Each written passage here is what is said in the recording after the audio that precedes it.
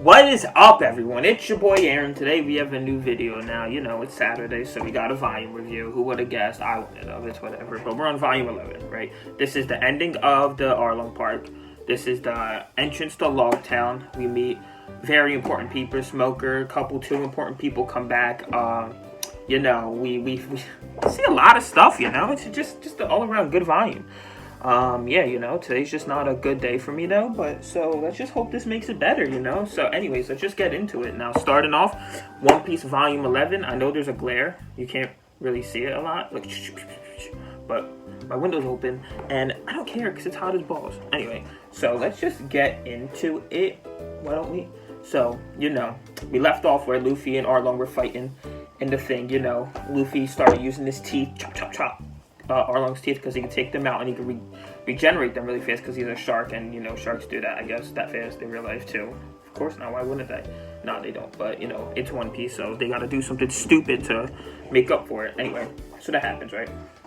Luffy gets bit in the arm, this thing, and he just boom, and he takes Arlong's whole head and just smashes them in the ground. Now, nothing really like crazy happens to him, but he just gets slammed, right? Now, they're going at it. Arlong goes into the water, right? And he starts doing this thing where he's like shooting out of the water in and back in the water like a dart. And he like uses his nose as like a dart. And it's pretty cool. It's whatever. But Luffy dodges them all. Or he catches them like this in one of his little hand trap things. He catches them in his net thing, whatever. That's happening. He gets out the water, Arlong, and he punches the wall. And he pulls out his sword. And it's called this shark saw, I guess. And it's like, do you ever see Hadans? It's like a little Hadan. It's like a little Hadan blade. And it has like the little spikes on it. And he's using it. So yeah, he starts using shark saw on there. He's like swinging it. They're fighting, Luffy and them fighting. They go into the Arlong Park little like tower thing, and they go up to the top, right? And they're fighting, right? And he's sitting there, right? And Luffy like sees all the maps and drawings and stuff, and he sees blood and all this stuff.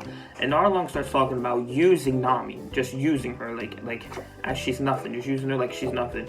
And he's like, use? And he gets pissed. He gets so mad, right? And he just. Actually, no. I think he's like, you can't use her better than we can. I think that's what he says. Let me see.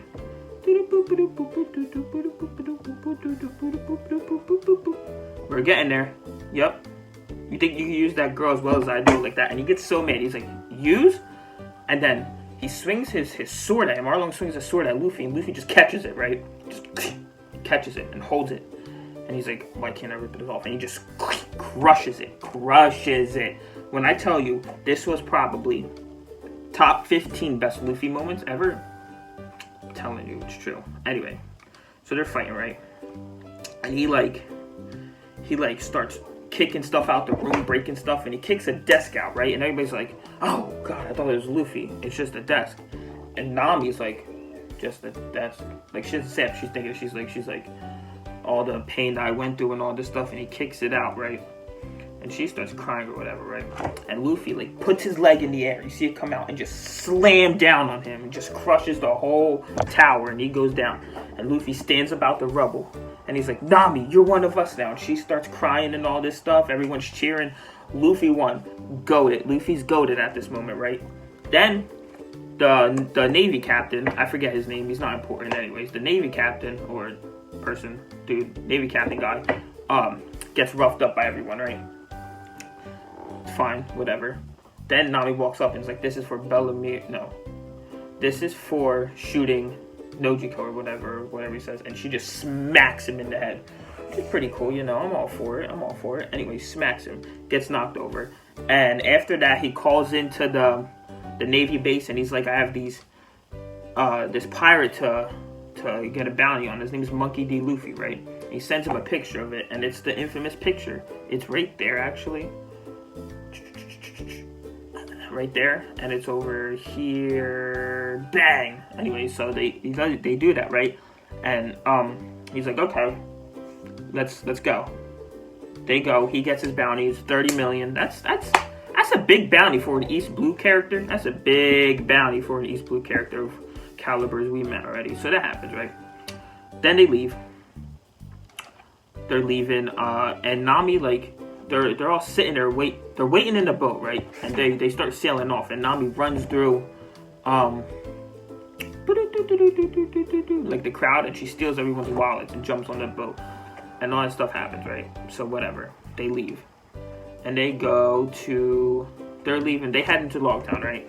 They go to Logtown, and they see a wanted poster falls from the sky, and they see it's Luffy's bounty, and they're all chilling, you know, whatever. And then the Navy starts talking, whatever. They have a meeting, and he starts talking about how this guy took out all of the strongest East Blue pirates.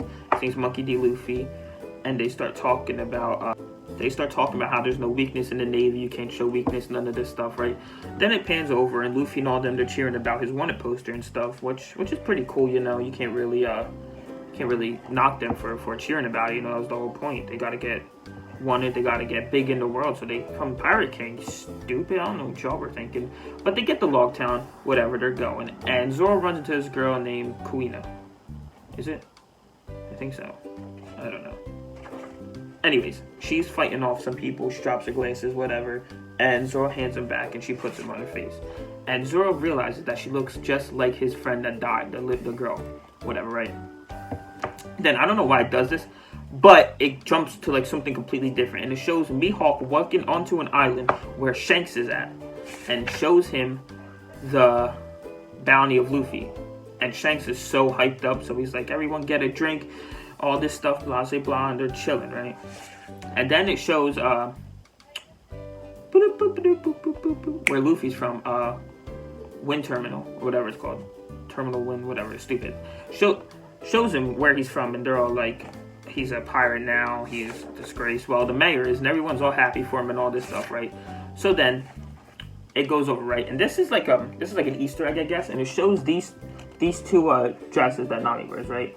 And this one would be Boa, and this is Nico Robin. Well, they're really similar, so I guess Oda had the idea for both of them before, like this long ago. So, anyways, they're in Logtown, and the whole point they're in Logtown is it's the last island of the East Blue, and also Luffy wants to go see the scaffold where Roger was executed. So he goes, whatever, they're going, right? And at this time, Zoro's going into the shop to try to buy swords because his sword broke. His sword's broke. So he only has the Wado Ichimonji.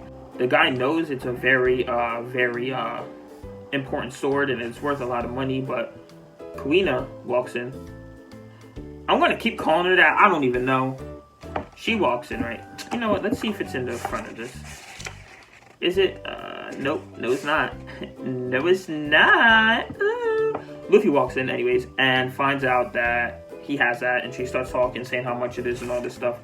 And anyway, Zoro goes over to this bucket, finds a sword, and it's the Katetsu, the third. And he throws it in the air, and he lets it fall on his arm, and seeing if it cuts it off, and it doesn't. Because he does that because the guy that sold it to him says it's a cursed sword, and anybody who had it died. And the guy's like astonished or whatever, he's like shook or whatever, and he brings this other sword out and he gives it to him. And he says it is the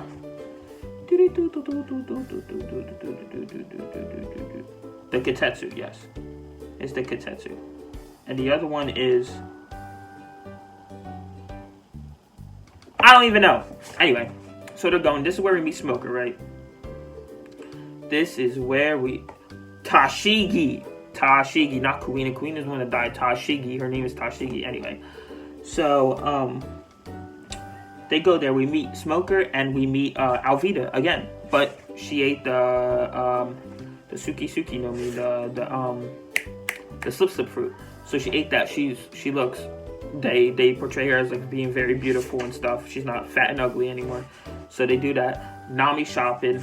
Zoro's eating all this food or buying all these fishes and stuff. And then you just pan over and you see Luffy at the top of the scaffold. Everybody tells him to get down and all this stuff. And then Alvida shows up. And she's like, you remember me? You're the only man that I want and all this stuff. And he's like, no, I don't remember you. And then he starts talking about how she was ugly back then. And then everybody starts throwing stuff at her. Or something falls on her or something. And it just slips right off her. Bing! Ding, ding, goes away, right? And then you see Buggy, my man Buggy. I hate Buggy so much. You see him anyways. He's there too when they're trying to kill him. And then Smoker's there, right? Now Smoker is the Navy captain there. He's the last one into the Grand Line. And some little girl runs up to him and hits him with her ice cream on accident, and it gets all over his pants, and gives her money to give her more stuff and whatever. And that happens, right? And then you see Buggy get on top of Luffy and put him down, and he's about to execute him, right? And Luffy starts smiling because, you know, he has the Will of D, and, you know, Will of D, everyone smiles when they're dying.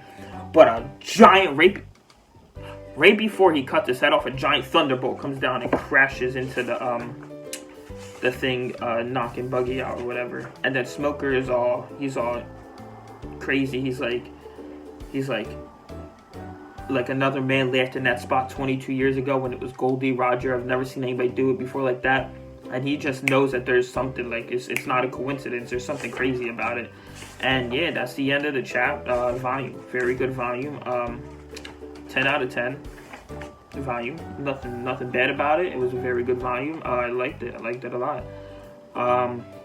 Next volume, tomorrow we find out about Dragon, I believe. We find out who it is, or we see what he looks like. They leave Logtown. They might get to Reverse Mountain. I'm not sure yet. But yeah, that's really it. You know, like, comment, subscribe. Let me know what you guys want to see next. I love doing these. Yeah. This has been Aaron. Peace.